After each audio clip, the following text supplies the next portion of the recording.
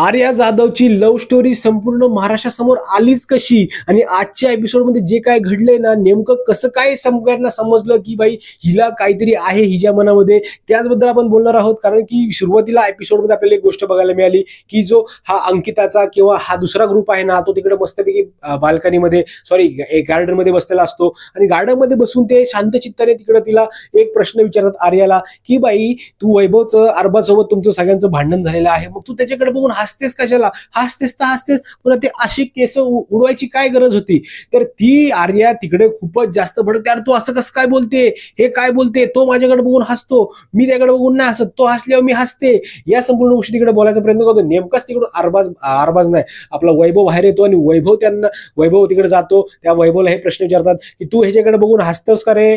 ते बोलतो मी कशाला, हीच माझ्याकडे 10 वेळा बघून हसते, त्यामुळेच मी आता एकदा तरी माणूस किंवा मी हसलो. आणि त्याच्यानंतर संपूर्ण जे काय वातावरण आहे ना ते संपूर्ण गढूळ झालं. आणि त्यानंतर कट्टू आपल्याला तिकडे बघायला मिळतं की ही जी आपली आर्या आहे ना ती तिकडे गार्डन एरिया मधील ते एका सोफ्याच्या मागे बसून रडत होती का सोफ्यावर बसून रडत होती माहित नाही, एवढी रडली. संपूर्ण महाराष्ट्र बघतोय, हे काय दाखवताय तुम्ही, हे का बोलताय, मी फक्त तुमच्या दोघींसोबत ही गोष्ट शेअर केली होती. आणि ही कुठली गोष्ट शेअर केली होती की हिला वैभव आवडतो की नेमकं अजून कोण आवडतं, ह्या गोष्टी तिकडे त्यांनी सांगायचा बोलण्याचा प्रयत्न केला होता. बिग बॉसने देखील ही संपूर्ण गोष्ट लपवून ठेवायचा प्रयत्न केला आणि त्यांना माहिती होतं की एक ना एक दिवस तरी ही गोष्ट समोर येईल आणि ते त्याचा यूज करतील. कारण की ऑन द स्पॉट संपूर्ण महाराष्ट्रातल्या जनतेला एक बॉम्ब मिळाल्यासारखा हा एक धक्का मिळाला की ह्या आर्याला वैभव आवडतोय. मध्येच कुठली तरी स्टोरी तिसरी सुरू झाली.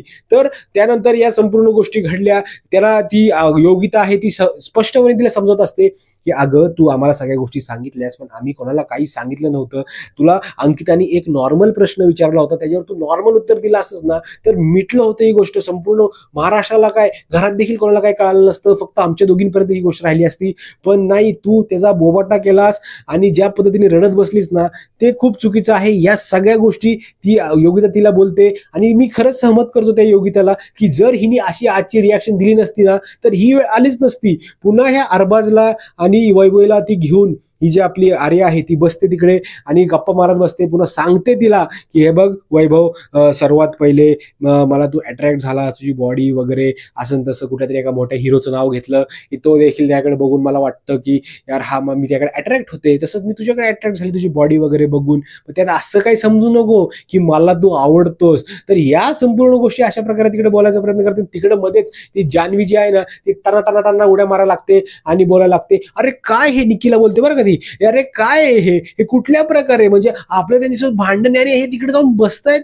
मी ती पुन्हा जान्हवी बोलते त्या वैभवला की हे मी खपवून घेणार नाही, आणि वैभव तिकडे स्पष्टपणे बोलतो, खपवून नको घेऊ, काय करायचं ते कर, खपवून नको घेऊ, या प्रकारे तिकडे तो बोलतो. आणि ही गोष्ट मला खूप आवडली. आणि याच संपूर्ण प्रकारे ही जी आर्याची लव्ह स्टोरी आहे ना ती संपूर्ण महाराष्ट्रासमोर आली. मित्रांनो, तुमचं काय मत आहे ह्या आर्याच्या लव्ह स्टोरीवर नक्की मला कमेंटमध्ये सांगा. कारण की ही जी लव्ह स्टोरी होती ती खूप धक्कादायक होती. मित्रांनो, भेटूया पुढच्या व्हिडिओमध्ये. तोपर्यंत जय हिंद, जय महाराष्ट्र.